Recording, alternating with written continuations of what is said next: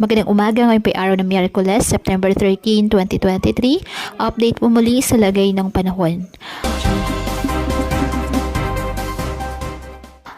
Ayon sa Pag-asa, nagpapaulan pa rin ang trough ng isang low pressure area sa ilang bahagi ng Luzon. Mababa naman ang tsansa ng sabing LPA na lumakas bilang bagyo. Samantala, patuloy pa rin umiiral ang southwest monsoon at nakakaapekto ngayon sa western section ng southern Luzon, Visayas at Mindanao. Wala naman po nakataas na gale warning sa mga baybayin ng karagatan kung kaya malayang makapumalaot ang ating mga kababayang mangingisda at may maliliit na sasakyang pandagat.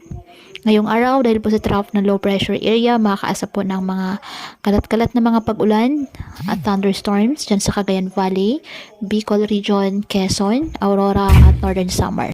Ang Metro Manila, Mimaropa, Western Visayas, Zamboanga Peninsula, PRMM, Zambales, Bataan at nalalabing bahagi ng Calabarzon, maulap na halangitan na may kalat-kalat na pag-ulan at thunderstorms dahil po sa habagat.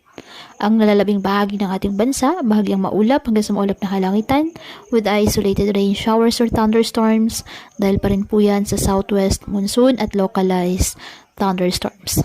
Kaya pinapayuhan ng ating mga kababayan na maging maingat at maging alerto po sa mga posibleng pagbaha at pagguho ng lupa at ugaliin na magdala palagi ng payong o kahit anumang panangga sa ulan sa tuwing lalabas ng ating mga tahanan.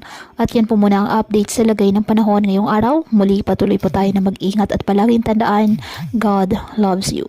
Stay safe and God bless.